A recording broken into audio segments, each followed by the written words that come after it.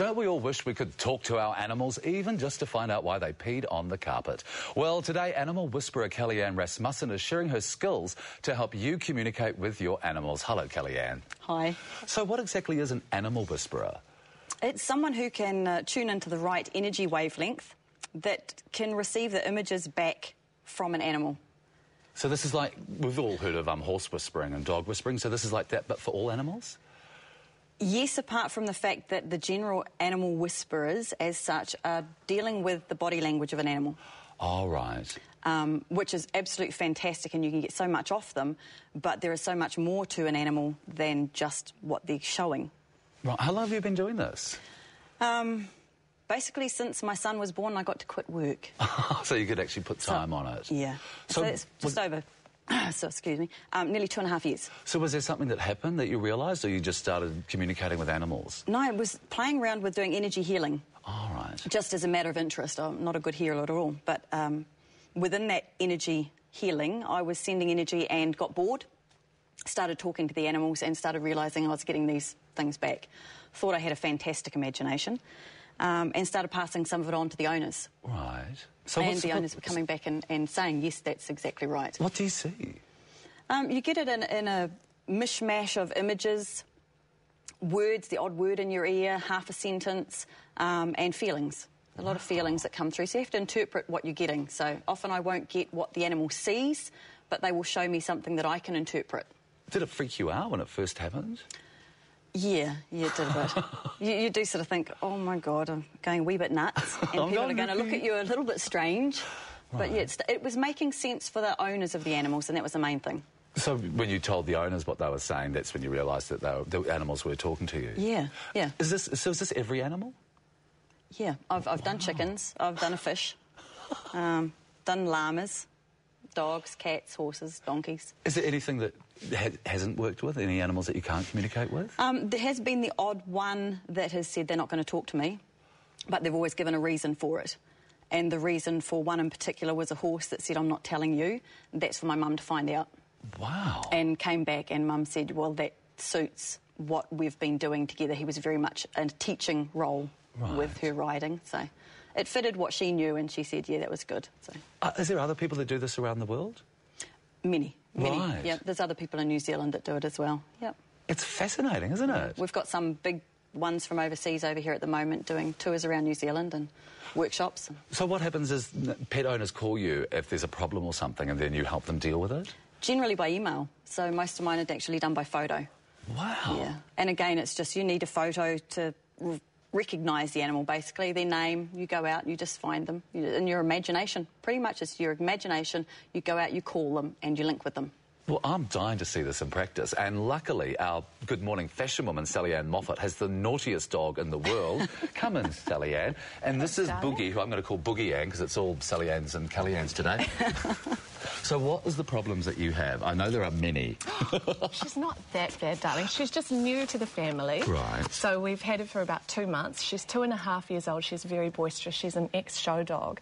And I just have some questions for her because she can't tell me what's going on in her little head, and there are a few things in the household that I'd like. Because she eats things as well, doesn't she? Yeah, she destroys her bedding. That's probably one of the big ones. And she doesn't like cats.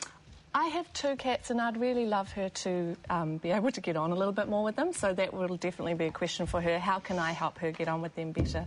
And also, you find it hard when you're walking her, which we've all seen today, and it's been very funny. Wow, whoa, getting pulled around. That's another problem as well, though. A little bit, yeah. So what do you do now, Kelley-Anne? Well, all I do is I basically get in tune with the dog. So she won't show any outward sign of it, and all I'm doing is getting...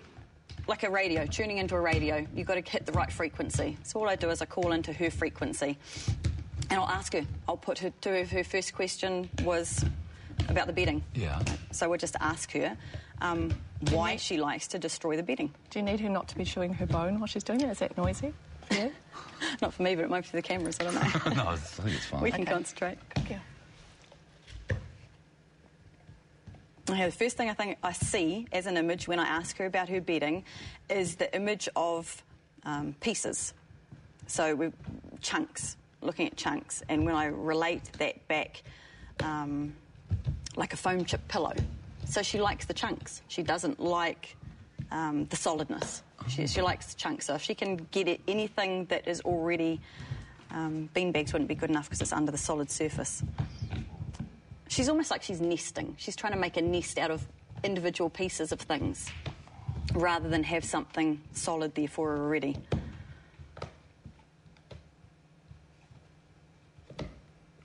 And that comes down to a lot of her personality within nesting, dominance, cats. You wanted to get on with cats, bring a litter of kittens in. She'll mother them as that nesting instinct, but the dominance aspect of her is different with the cats, you see. When I ask her about the cats and what she would have to do to get on better with the cats, she shows me the cats behind a glass wall. So it's basically keep them away from me. Okay. That might come back to the showing type thing, keeping them segregated, keeping them separate, but it's glass. She can see them. It's like a full-length window, floor to ceiling. It's not really answering the question, though, is it? That's what she wants. She's showing you a house, though, because there's a glass partition, like a sliding door, and she can see them, but she can't get to them. Oh, so they're already separate from her. Okay. Well, that's how she figures she'll get on better with them, keep them separate, keep them behind that glass. Okay. And what about the walking on the lead, because she's very naughty at that? Sorry. Walking on the lead is training, though, isn't it? She's been trained for the breed ring for that. And I know there was something else that we wanted to ask her about. She has little accidents in the house from time to time. Yeah. Where are you going? Finish with the bone. And that, again, is coming back to... Good girl. She's never been taught what's wanted. She's never, in reality, been toilet trained how a normal family would toilet train a puppy. Oh, really? And that when they go to shows, they're in their crates and they're just... Most dogs are crate trained, so they don't go to the toilet in the house. Oh. Show dogs are crated for so long that in a lot of times they have to go there. Right. So they don't get the right and wrong of keeping their toilet, their bedroom area clean. So she's never really been toilet trained properly. Isn't one of the things you say that's really important that people can just do is talk to your animals nicely? Like, animals can pick up on any emotion you have, so you need to talk to them nicely, like, we love you. Is that right? It is, exactly right. The way everyone says, can you tell my dog or can you tell my horse something for me? And this is even in feedback after I've done a consult for them. It's why do I have to tell them? They understand you.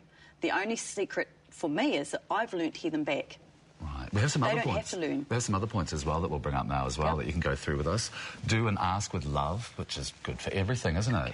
It's because that's the emotion that they read. They don't hear the words. Bar, sit, stay, leave the cat alone. Right, and don't expect too much too soon, because they're like children. Exactly. Like a 4-year-old child. Yeah. Short attention span. And animals sense your energy, so don't lie to them. Well, that's a good one. Very much so. So, like, if you're giving them love, don't fake it. Give them love. Exactly. Exactly. Yep. How are you feeling? Oh, good. Yeah, you're going to put it into practice? Put the cats behind the glass and toilet training. Some of that stuff is just things that you need to do, though, as well. Absolutely. And you're right, it just takes time. And I think I like what you said about asking them, you know, having a communication with them instead of instructing them. Telling them. Yeah, involve them in their own life, basically. Animals have... they do so much for us, and we don't really respect them enough to involve them in the decision-making. Cool. Excellent, Kelley-Anne. That was just fascinating. Thank you for coming in. I hope everything works out for you. And we love you, Boogie-Anne. Now, for more information on Kelley-Anne Rasmussen and a fact sheet, click onto our website. And we're giving away a voucher offering a consultation with Kelley-Anne plus an animal calendar. To win it, just tell us the name of Sally-Anne's dog. Either one. You can enter online or write to this address. Just remember to please put Talk to the Animals into the subject line. And, of course, you can also find it on our website. The keyword is Good Morning.